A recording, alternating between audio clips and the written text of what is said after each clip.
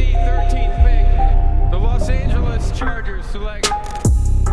The 2021 NFL Draft is nearly here, and Matt Miller is back with me for another mock draft scenario for the Los Angeles Chargers. And today we are focusing on day 2 of the draft, rounds 2 and 3, where the Bolts have 3 total picks over this day. But Matt, before we get to day 2, let's rewind to round 1. You have the Chargers taking Rashawn Slater out of Northwestern. How does that decision affect what you have them doing in round 2? Yeah, Hayley, that's such a great question. It's something that it's really important to educate, casual fans, diehard draft fans about is that it's not just about who you land on Thursday night on round 1. It's so much about looking ahead to where there's depth at positions, because if you're worried about by pick 47, all the corners are going to be gone, well, you might want to draft one at 13. Similarly with the offensive tackle. So you have to be not only aware of where the depth is in the draft, but what other teams are targeting as well, which is why, the information gathering process is so important to what scouting departments are doing right now.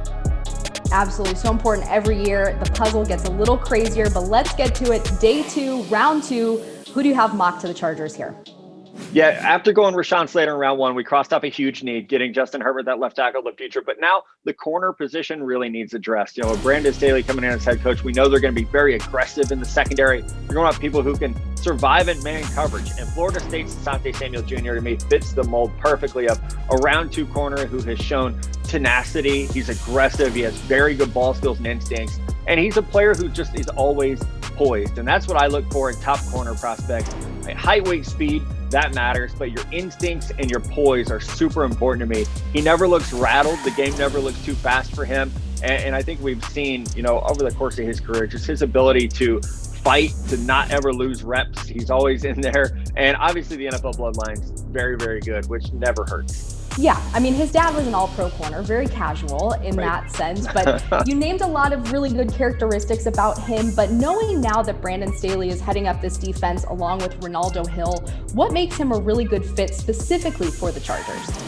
I think it's the football IQ, and some of that is, obviously growing up in a football household, some of that's just innate to him. And what we saw at Florida State, being able to go out there and play in man coverage, you have to be not only confident and athletic, you have to be intelligent to recognize what is asked of you. It's not as simple as, hey, go chase that guy. There's a lot more to it, especially when the safeties get involved. So I think the pro readiness coming out of Florida State with that high football IQ to match the really good athleticism is exactly what you're looking for, especially in round 2. That player should be a starter for you, ideally by midway through their rookie year. All right, let's get to round 3. The Chargers have 2 picks in this round, but who did you mock to them at number 77 overall?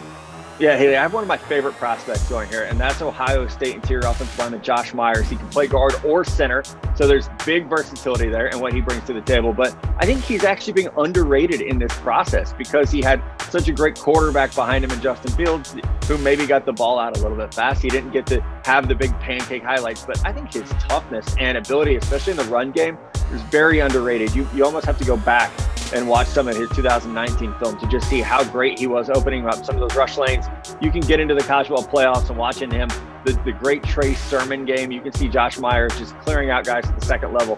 And I think, as we talked about with Rashawn Slater, the Chargers have to build a foundation around Justin Herbert. You have 2 exceptional wide receivers in Keenan Allen and Mike Williams. We know how great they are. I'm a huge fan of KJ Hill, who they drafted last year, and see him working more into this offense. So I think the most important thing right now is building that wall in front of him. If you have Rashawn Slater, you have Josh Myers, you have guys who are intelligent, they're NFL ready, and they're both exceptionally tough, which I think is going to fit the mold, really the identity that this offense is going to have. All right, and as for the Chargers' second pick in round 3, it's a compensatory selection, but where do you have them going here? Yeah, losing Hunter Henry in free agency, we know how valuable he was as a safety valve for Justin Herbert. So I have them replacing him with Hunter Long from Boston College, who is a very good athlete at the position, probably being slept on in that regard. What he's able to do with the ball in his hands is impressive.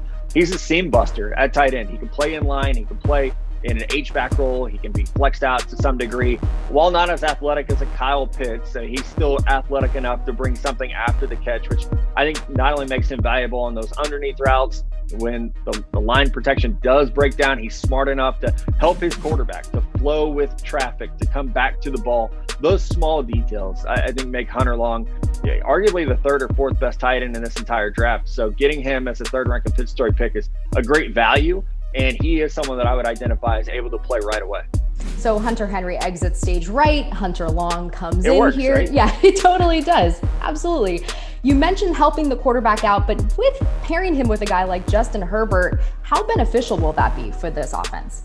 Oh, it's huge. Justin's such a smart quarterback. That's something that didn't get talked about enough last year. And I think, his ability to keep a play alive with his athleticism was one of the bigger on-field surprises for me. And when you have a tight end who is smart enough to, again, flow with traffic, when there's a blitz, he knows how to replace that player and make himself open. We see so many plays in the NFL now where a quarterback is scrambling, trying to extend the play. Super important to have that tight end who can work back to the quarterback like Travis Kelce does, like Darren Waller does. So for the Chargers to have their own version of that would be huge for the offense. Matt, thank you so much for this insight on day 2 of the draft. Chargers fans, stay tuned. We got a whole 7-round mock coming at you very soon.